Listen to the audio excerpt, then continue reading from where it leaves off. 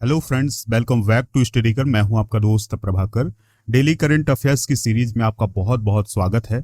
आज आपके साथ डिस्कस करेंगे 28 अप्रैल 2022 से related most important current affairs. आप इस लेक्चर को लास्ट तक जरूर सुनिएगा। लास्ट में आपसे कुछ क्वेश्चन पूछे जाएंगे तो उनके आंसर आपको कमेंट बॉक्स में जरूर देना है, क्योंकि दोस्तों जब आप कमेंट बॉक्स में आंसर देते हैं तो इससे आपका जो मेमोरी पावर है और जो कॉन्सेप्ट है ये दोनों क्लियर होते हैं। किसी भी कॉम्पिटिटिव एग्जाम की तैयारी के लिए आप स्टडीकर को फॉलो कर लें, बेल आइकन जरूर दबा लें, जिससे आपको समय पर और सबसे पहले नोटिफिकेशन मिल सकेगा। पीडीएफ अगर आपको डाउनलोड करना है तो टेलीग्राम चैनल ज्वाइन कर लें, लिंक डिस्क्रिप्शन बॉक्स में दिया गया है, तो वहां से आप इसका पीडीएफ जो है आसानी से डाउनलोड कर सकते हैं।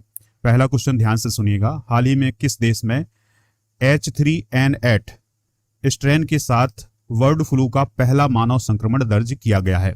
आंसर है इसका चाइना। यानी दोस्तों बर्ड फ्लू का एक नया स्ट्रेन है जिसका नाम है H3N8। तो इसका पहला मामला पाया गया है कि यह मानव में फैला हुआ है। इससे पहले यह कुत्तों, घोड़ों में और पक्षियों में पाया जाता था, लेकिन मानव में यह पहली बार पाया गया है। तो चाइना का जो हैनान प्रांत है वहां पर एक छोटे से बच्चे में ये मामला पाया गया है। यानी जो बर्ड फ्लू का H3N8 स्ट्रेन है उसका पहला मामला पाया गया है कि वह मानव में फैला हुआ है। लेकिन जो चाइना का राष्ट्रीय स्वास्थ्य आयोग है उसने ये कहा है कि इसका मानव में संक्रमण जो है वो कम है, यानी इसके फैलने के जो चांस हैं वो कम है। ठीक है दोस्तों, इसके अलावा उन्होंने कहा है कि किसी इंसान के संक्रमित होने का ये पहला केस है। और बर्ड फ्लू जो बीमारी है उसमें क्या क्या लक्षण होते हैं थोड़ा सा आप समझिएगा। बर्ड फ्लू बीमारी में सर्दी, जुकाम, खांसी, मांसपेशियों में दर्द होना, सांस फूलना, सिर दर्द और ठंड के साथ बुखार आना, ये बर्ड फ्लू के लक्षण होते हैं।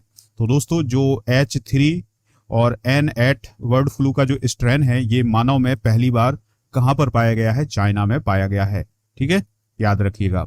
अगला प्रश्न है, हाल ही में डेफ कनेक्ट 2.0 का आयोजन कहां पर किया गया है? आंसर है इसका नई दिल्ली में। कहां पर आयोजित किया गया है दोस्तों? नई दिल्ली में।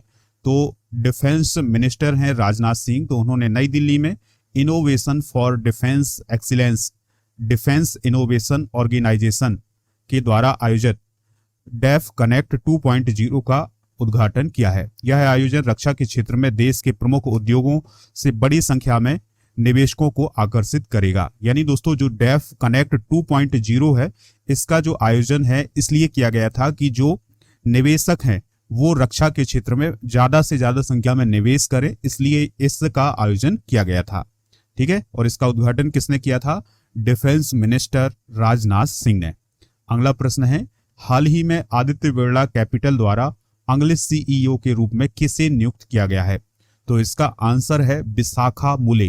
दोस्तों जो विशाखा मुले हैं वो आदित्य बिरला कैपिटल के द्वारा अगले सीईओ के रूप में नियुक्त किए गए हैं।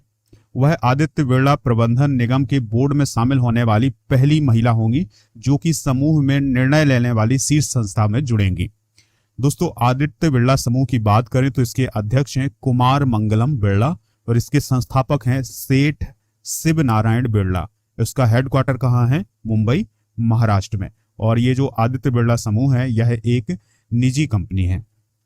अगला प्रश्न है, हाल ही में सरकार ने 2022-23 के लिए कितने मीट्रिक टन खाद्यान्न उत्पादन का लक्ष्य रखा है? तो दोस्तों इसका आंसर है 328। तो सरकार ने 2022-23 के लिए 328 मीट्रिक टन खाद्यान्न उत्पादन का लक्ष्य रखा है। यानी सरकार का यह कहना है कि 2022-23 में 328 मिलियन टन खाद्यान्न का उत्पादन होगा। और ये बात किसने कही है? कृषि मंत्री नरेंद्र सिंह तोमर ने। ठीक है, इस लक्ष्य की घोषणा किसने की है? कृषि मंत्री नरेंद्र सिंह तोमर ने। दोस्तों एग्रीकल्चर की बात आई है, यानी कृषि की बात आई है, तो कृषि से रिलेटेड जो हाल ही में कुछ इंपॉर्टेंट घटनाएं घटित हुई हैं या जो इंपॉर्टेंट करंट अफेयर्स रहे हैं उनको भी डिस्कस कर लेते हैं। तो दोस्तों कृषि एवं किसान कल्याण मंत्रालय के द्वारा 25 अप्रैल 2022 से किसान भागीदारी प्राथमिक हमारी अभियान का आयोजन किया गया और वित्त वर्ष 2021-22 के लिए भारत के रोपण यानी प्लांटेशन और समुद्री उत्पादों सहित कृषि उत्पादों के निर्यात ने रिकॉर्ड $50 बिलियन को छू लिया है। यानी दोस्तों जो भारत का जो प्लांटेशन है उसका जो निर्यात किया गया है वो $50 बिलियन किया गया है 2021-22 में, ठीक है। और किसान भागीदारी प्राथमिकता हमारी अभियान जो है वो 25 अप्रैल 2022 से किसान कल्याण मंत्रालय यानी कृषि एवं किसान कल्याण मंत्रालय के द्वारा आयोजित किया गया है। अगला क्वेश्चन है, किस देश ने 39वें संस्करण बैडमिंटन एशिया चैंपियनशिप 2022 की मेजबानी की है? यानी दोस्तों जो बैडमिंटन एशिया चैंपियनशिप है 2022 की, इसकी मेजबानी कौन सा देश कर रहा है? तो इसका आंसर होगा फिलीपींस। कौन सा देश कर रहा है? फिलीपींस कर रहा है, ठीक है दोस्तों। तो यह एशिया की सबसे बड़ी बैडमिंटन की प्रतियोगिता है और इसका आयोजन 26 अप्रैल 2022 से स्टार्ट हुआ है फिलीपींस की राजधानी मनीला में।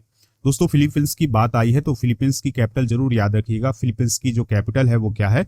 मनीला है। और फिलीपींस दक्षिण पूर्व एशिया में स्थित एक कंट्री है और यह एक द्वीप समूह है जिसमें 7,640 द्वीप हैं।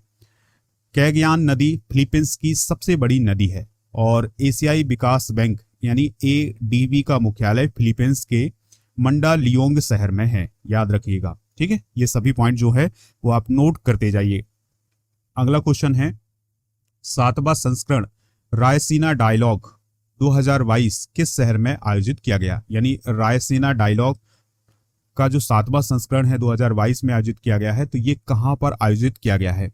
आंसर है इसका नई दिल्ली में। कहां पर आयोजित किया गया है? नई दिल्ली में। जो रायसीना डायलॉग है दोस्तों ये 2016 से हर साल आयोजित किया जाता है और इस पर अंतर्राष्ट्रीय मुद्दों पर चर्चा की जाती है। और अंतर्राष्ट्रीय मुद्दों पर चर्चा करने के लिए कई देशों के जो डिप्लोमेट हैं या फिर वहाँ के जो प्रतिनिधि हैं वो आते हैं और विभिन्न विषयों पर चर्चा करते हैं। दोस्तों जो रायसीना डायलॉग 2022 है यह इसका 7वां संस्करण था जो कि 25 अप्रैल से 27 अप्रैल 2022 के बीच नई दिल्ली में आयोजित किया गया है, ठीक है। ये सभी पॉइंट जो हैं वो आप नोट करिएगा। अगला प्रश्न है, किस देश में 24वें ग्रीष्मकालीन बधिर ओलंपिक्स 2021 का आयोजन किया गया है? तो दोस्तों 24वें ग्रीष्मकालीन बधिर यानी डेप्थ ओलंपिक 2021 का जो आयोजन है ये ब्राजील में किया गया है, यानी किया जाएगा आने वाले समय में, ठीक है। और इसका जो आयोजन है ये 1 मई से 15 मई 2022 तक किया जाएगा। आयोजन कहाँ होगा? ब्राजील के कैक्सियस डू सुल नामक शहर में। इसका जो आदर्श वाक्य है ये है the game comes from our heart. पिछली बार 2017 में सैमसन तुर्की में आयोजित किए गए थे, ठीक है, याद रखना है आपको। तो ये याद रखिएगा कि जो ग्रीष्मकालीन बधिर ओलंपिक्स 2021 हैं उनका आयोजन ब्राजील में किया जा रहा है। अगला प्रश्न है, किस देश के आंद्रे रूबलेव ने सर्बिया ओपन टेनिस प्रतियोगिता का सिंगल्स का खिताब जीत लिया है? तो दोस्तों जो आंद्रे रूबलेव हैं ये रसिया के हैं और इन्होंने सर्बिया ओपन का खिताब अपने नाम कर लिया है। और जो सर्बिया ओपन है ये टेनिस से रिलेटेड एक प्रतियोगिता है तो इसको आंद्रे रूबलेव ने जीत लिया है, ठीक है। और आंद्रे रूबलेव ने किसको हराकर जीता है? सर्बिया के नोवाक जोकोविच को, ठीक है। और रूबलेव के लिए यह इस सीजन का तीसरा खिताब है। तो ये सभी पॉइंट आप नोट जरूर करिएगा। दोस्तों ये थे आज के महत्वपूर्ण करंट अफेयर्स। अब आपसे कुछ क्वेश्चन पूछते हैं तो उनके आंसर आपको कमेंट बॉक्स में जरूर देना है। पहला क्वेश्चन है, आदित्य बिरला ग्रुप के संस्थापक कौन है? दूसरा क्वेश्चन है, फिलीपींस की राजधानी क्या है? आंद्रे रूबलेव किस देश के खिलाड़ी हैं? तो इन तीनों प्रश्नों के आंसर आप कमेंट बॉक्स में जरूर दीजिएगा, हमें इंतजार रहेगा आपके आंसर का। अगर आप अपनी तैयारी अनअकैडमी पर करना चाहते हैं तो आप राजा गुप्ता को फॉलो कर लें और एक कोड यूज करें राजा नंबर 1। आप हमें खबरी ऐप पर भी फॉलो कर सकते हैं, वहां पर आपको मोस्ट इंपॉर्टेंट ऑडियो लेक्चर मिल जाते हैं, तो आप खबरी पर जरूर फॉलो करें। अगर आपको ये लेक्चर पसंद आया है तो लाइक करें, दोस्तों को शेयर जरूर करते हैं। मिलते हैं नेक्स्ट लेक्चर में। जय हिंद, वंदे मातरम।